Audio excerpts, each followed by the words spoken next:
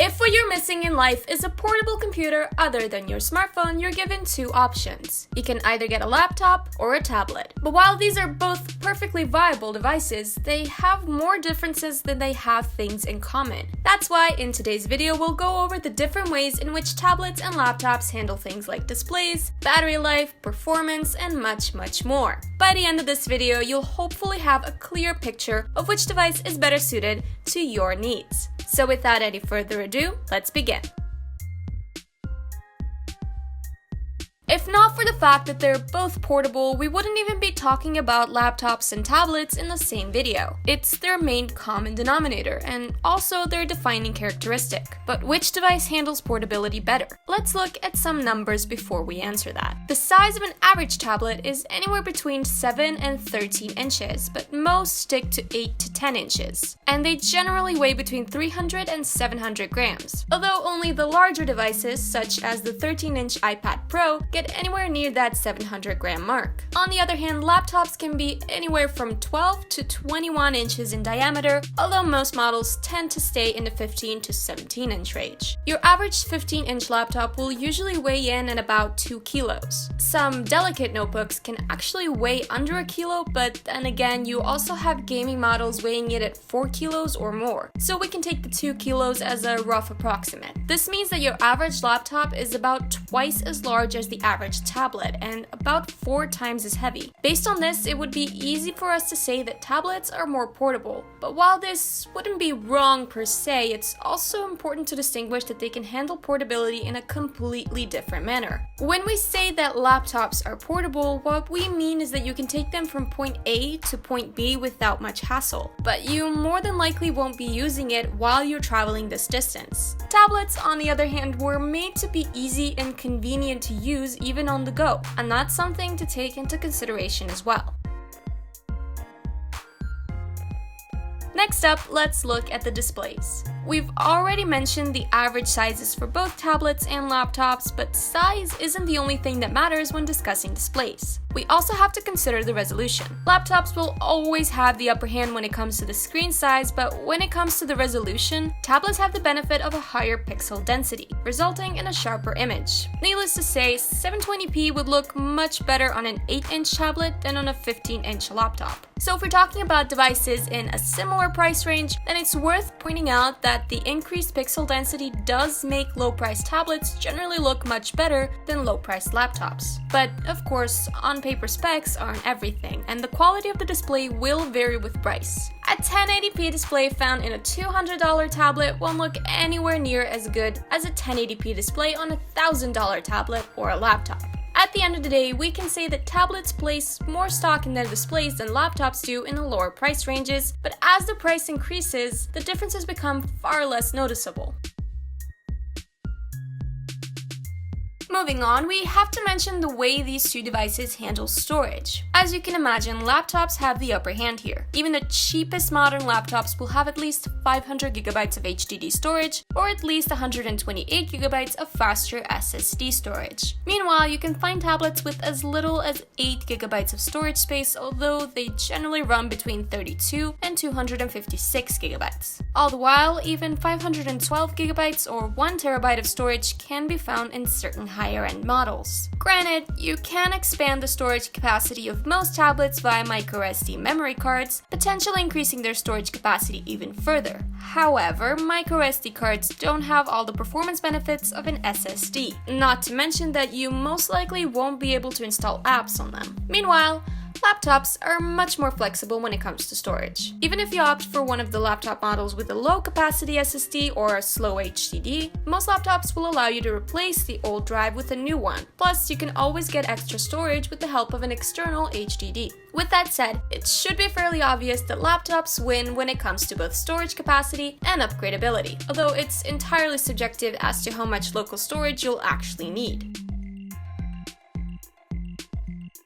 If only laptops didn't have cameras, then they wouldn't need to get so embarrassingly beaten in this category. Tablets win in the camera department by a landslide, and for a good reason. Since they are the more portable device, as mentioned before, they come equipped with better cameras since tablet users may want to actually use them to take pictures or record videos on the go. After all, they do fill the gap between smartphones and laptops, and the more expensive tablets will usually have front and rear cameras that can go up against those of usual mid-range or even flagship smartphones. Meanwhile, the vast majority of laptops don't have a rear camera, although some such models do indeed exist. Nonetheless, this isn't a very important feature for a laptop for obvious reasons. As for the front cameras, a tablet will easily beat a similarly priced laptop in that regard, no questions asked. So in the end, tablets have way better cameras than laptops do, but laptops don't really need to have good cameras nearly as much as tablets do.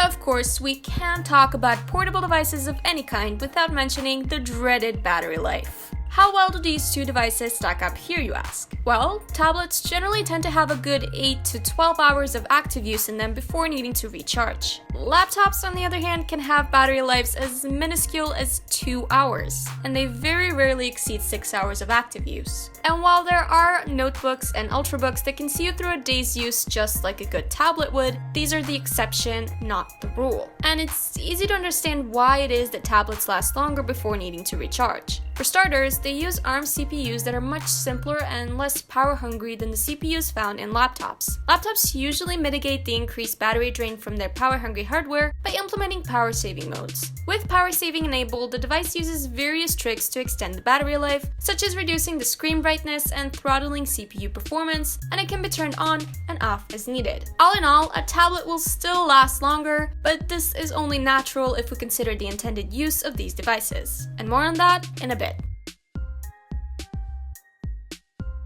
In any head-on clash, a bout regarding performance is inevitable. However, in this case, there really isn't much to say. Both devices are relatively on par in the low end when it comes to casual use. But as we move up the price ladder, the capabilities of laptops really do leave the majority of tablets in the dust. But first, before looking at raw performance, let's consider the intended use of these devices. If you need a device for web surfing, multimedia, and some casual gaming, then a tablet would actually probably outperform most low-end laptops. On the other hand, if you need a device for work or for more serious gaming, then a laptop would definitely be the way to go. This is partly to do with the operating system. Most tablets use either iOS or Android, but laptops use the same operating systems as desktop computers: Windows, Linux, or Mac OS. And without getting too deep into the topic, here's the most important distinction between the two, at least for this discussion. Mobile operating systems are highly convenient due to their ease of use and streamlined design, but desktop operating systems have more features and offer a wider selection of feature-rich software. Tablets are frankly quite limiting when it comes to software. If the same program is available both on Windows PC and a tablet, chances are that the mobile version doesn't have all the features that the desktop version does, and this is to do with the hardware limitations of most tablets. Because of this, if you need a device for work, be it your run-of-the-mill office work, drawing, video editing, or anything else you can think of, you'll prefer having a laptop in most cases. For this next section, let's consider the ways in which you interact with these devices. For the most part, laptops rely on a physical keyboard and a touchpad for input, while tablets rely solely on capacitive touchscreen. The latter may be more intuitive for casual tasks, but the former is much more precise. Of course, you can use some peripherals to make your life easier. Most tablets support Bluetooth keyboards, which is awesome if you need to get some real typing done. A stylus can be great for drawing or taking notes, but that's about as far as input peripherals go. Laptops, on the other hand, support an entire spectrum of peripherals, both wired and wireless. You could use a separate keyboard, mouse, or touchpad as a means of input, but other than that, you could connect virtually any peripheral imaginable. A monitor, an external GPU, external storage, speakers, a webcam, a microphone, and so on. That is, of course, provided that the laptop's operating system supports the peripheral in question and that it has all the ports. At the end of the day, as we've already mentioned, a touchscreen interface is much more convenient for the casual tasks that you'd usually use a tablet for, but laptops are definitely more precise and more flexible.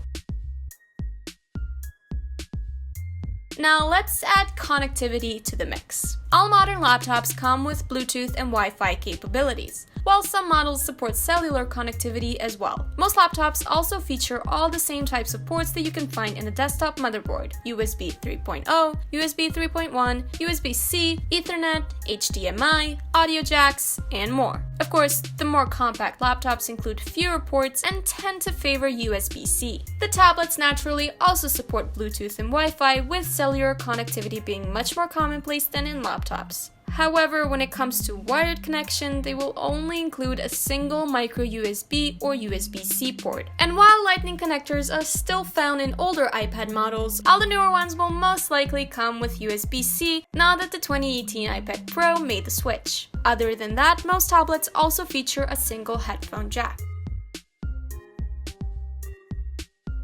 And last, but certainly not least, let's consider the role the price plays in all of this. The starting price for tablets is somewhere around $50, much lower than it is for laptops, which start at around $150. Laptop prices can also go much higher than tablet prices if we're talking about high-end gaming laptops and notebooks, where they can easily go over the $2,000 mark. All the while, very few tablets cost more than $1,000. In any case, people will usually invest far less in a tablet than they would in a laptop, and cheap tablets generally tend to work better than cheap laptops.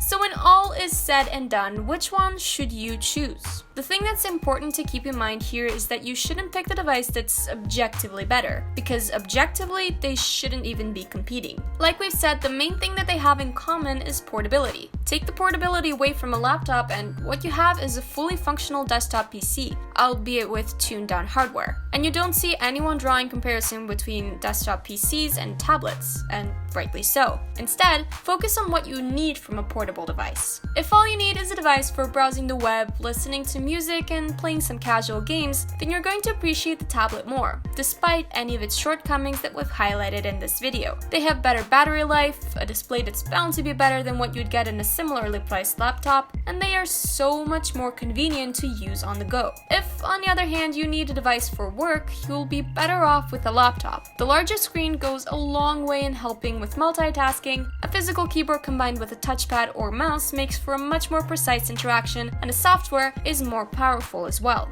Laptops are better gaming devices too, as they can play all the games that a desktop PC can. Just keep in mind that cramming a powerful CPU and GPU inside a laptop's cramped chassis is no easy task. So a proper gaming laptop will always cost more than a desktop with similar specs. Not to mention that a desktop would allow for better performance too due to more efficient cooling. And there you have it. It may run a bit longer than usual, but this is pretty much everything that you need to keep in mind if you're considering which type of device to get. If you've enjoyed this video, then don't forget to like and subscribe, and also click on the bell icon should you want to see more videos like this one. In the meantime, may your games be fun and your losses few, and as always, we'll see you next time on Gaming Scan.